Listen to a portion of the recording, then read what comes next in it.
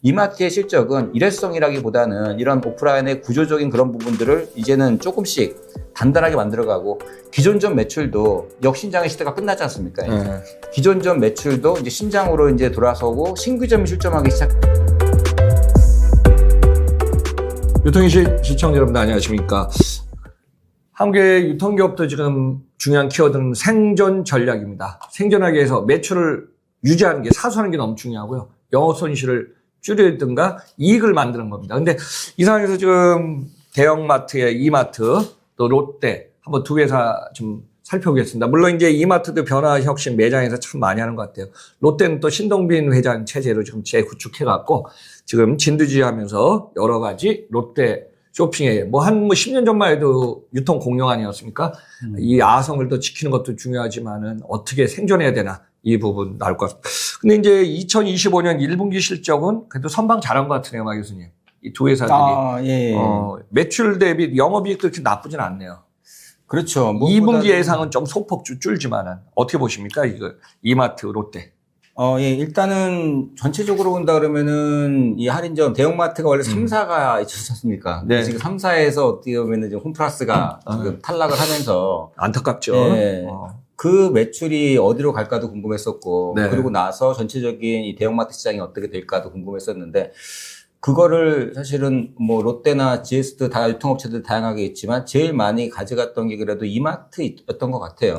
이마트가 그래도 좀 그 매출도 흡수하고 영업이익도 많이 좀 올라갔던 이유가 네. 좀 그런 독점 부분들이 좀 강화된 부분이 있었고 뭐 상대적으로 롯데쇼핑 같은 경우에는 마트 부분이 많이 좀 어려움을 겪고 있다라는 것도 이제 뒤에 좀 얘기를 드릴 거고. 네.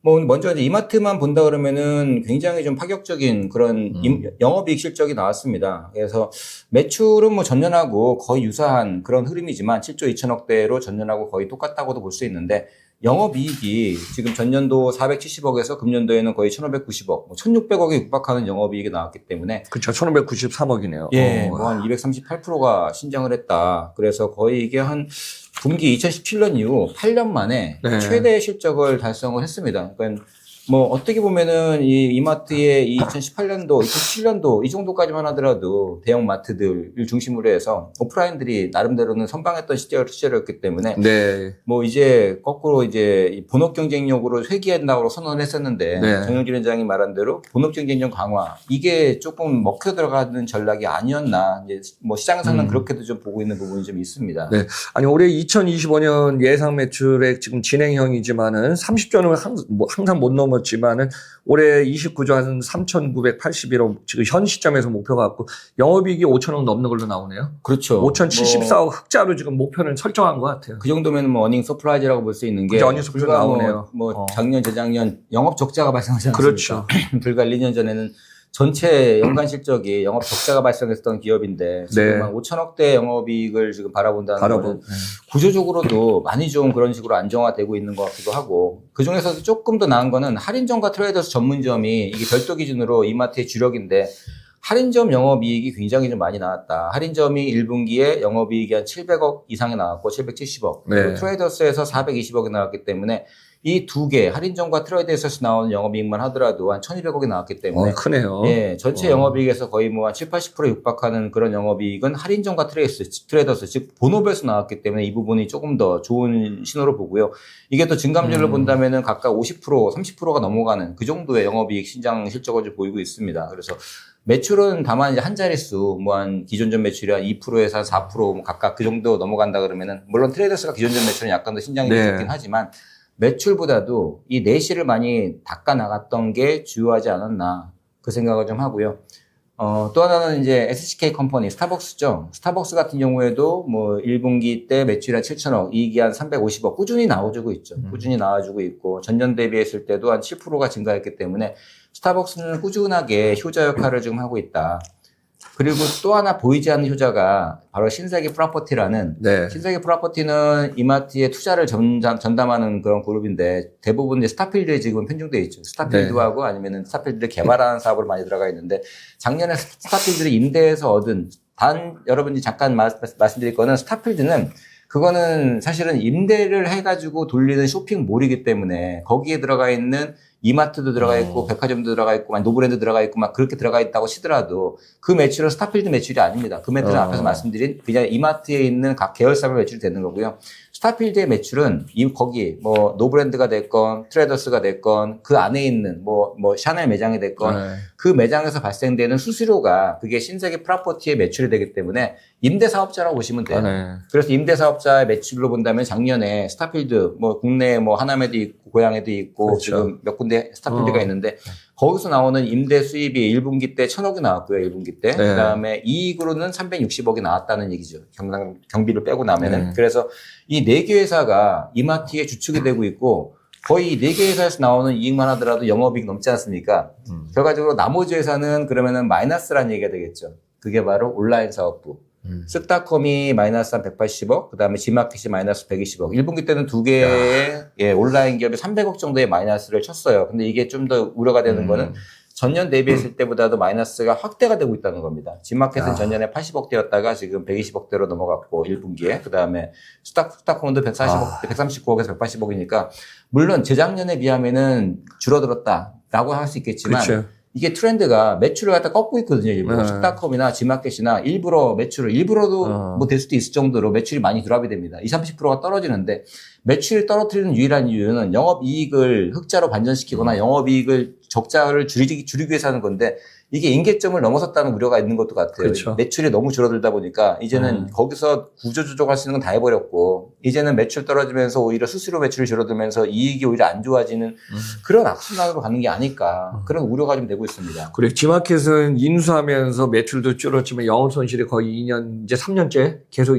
적자가 나오는 거네요. 그러니까요. 그렇죠. 이 부분이 크네요, 또. 다만 지마켓 같은 경우에는 지금 뭐 다들 아시겠지만 이제 그 알리바바, 알리익스프레스랑 같이 이 뭐 특수 법인 회사를 만들었지 않습니까? 50대 50으로 만들었기 때문에 그게 사실 제가 보기에는 이마트 그룹에는 신의 한 수였다라고는 저는 판단하고 있습니다. 왜냐하면은 그동안은 이 지마켓에서 발생되는 적자액이 고스란히 이마트 그룹으로 반영이 됐다 그러면은 이제는 어차피 5대5로 나눠서 분할이 된 거기 때문에 그만큼 낮은 영업 적자만 반영이 되는 그런 구조로 가기 때문에 사실은 알리익스프레스랑 합병을 안 했으면은 굉장히 큰 또 고민거리였는데 그나마 쓱닷컴은 뭐 대한통운하고 협업을 하면서 물류 부분을 떼어내면서 약간 고정비용이 매각도 가능성이 있고요. 그다음에 양사 간의 시너지 가능성이 있기 때문에 그런 부분은 플러스 알파고 지마켓은 알리익스프레스랑 합병이 됐기 때문에 그 부분에서는 이 영업 적자를 조금 감소하는 효과도 있고 더 좋은 거는 더 플러스 알파가 되는 거는 그동안에는 이 기업 가치가 많이 떨어져 장부상 가치를 많이 여기서 훼손을 시켰었는데 그래서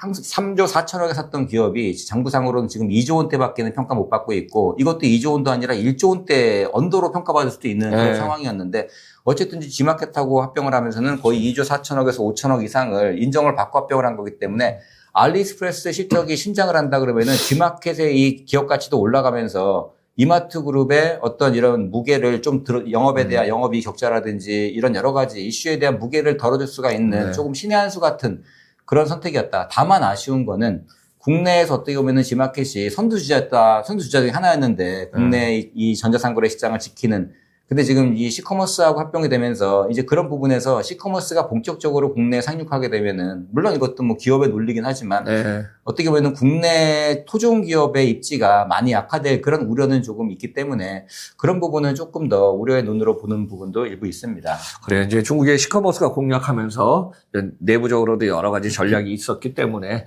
지분 구조도 50대 50 가져가지 않았습니까?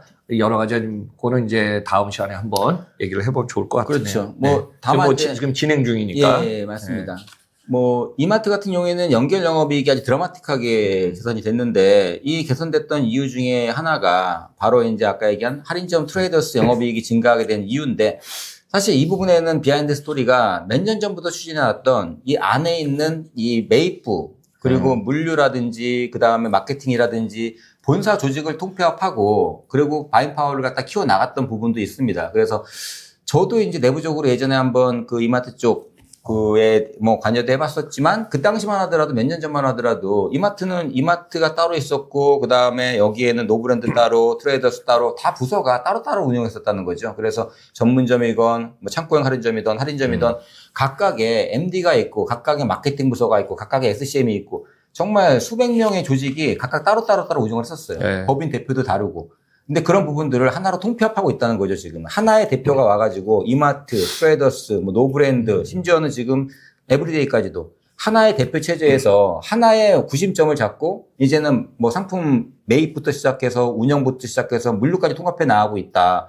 그게 아직 100% 끝난 것도 아니고 이제 하는 중간 단계에서 통합 매입에 대한 그 부분이 있으니까는 각 계열사마다 더 저렴하게 들어온 상품들을 그거를 대표 상품으로 매입을 해서 그거를 다 분산시켜 버리니까는 그걸 다시 이제 재분산시키고 다시 매장에서 판매하게 되니까는 그런 가격 경쟁력도 강화가 되고요. 네. 또 하나는 이제 거기에 따르는 마케팅 비용이라든지 또 물류도 마찬가지로 지금 조금씩 통합이 되고 있기 때문에 기존에는 트레이더스 따로 갔다가 이마트 따로 갔다가 에브리데이 따로 갔었는데 그런 부분들을 이제는 한 차에서 같이 싣고 같이 배송하는 그런 것들도 지금 하나씩 실현시켜 나가고 있다는 거죠. 다만 이 부분이 이마트가 처음 한 건 아니었었어요. 롯데 쇼핑이 더 먼저 해가지고 롯데 쇼핑이 이미 한 4년 전, 5년 전부터 그걸 했었죠. 그거는 이미 한 7, 8년 전에 1차를 했었고 4, 5년 전부터 본격적으로 그런 각각의 계열사별 통합 작업을 해서 마트하고 슈퍼 통합을 해서 그때 슈퍼가 드라마틱하게 이익이 올라갔었어요. 매입 이익이 훨씬 올라간 거죠. 왜냐하면은 마트가 슈퍼보다는 훨씬 저렴하게 사오기 때문에 그런 부분들에서 슈퍼가 이익이 훨씬 더 많이 볼 수 있었고 또 하나는 PB 같은 것도 공동으로 개발하기 때문에 훨씬 좋았죠. 다만 지금 근데 거꾸로 말하면은 이제 뭐 롯데는 그런 부분이 1차적으로는 기저효과라 그러죠. 진짜 어느 정도까지는 반영이 된 거고 실적에 이마트는 이제 반영이 되고 있는데 이마트가 나름대로 더 그런 부분을 단합해서 잘 나가는 것 같아요. 네. 오히려 이마트가 좀 늦었지만 조금 더 빠르게 과감하게 그런 부분을 베팅을 해서 나가기 때문에 이마트의 실적은 일회성이라기보다는 이런 오프라인의 구조적인 그런 부분들을 이제는 조금씩 단단하게 만들어가고 기존점 매출도 역신장의 시대가 끝나지 않습니까? 네. 기존점 매출도 이제 신장으로 이제 돌아서고 신규점이 출점하기 시작했다는 거죠. 신규점이 출점을 하면서 거기서 굉장히 큰 변화가 지금 일어나고 있습니다. 네.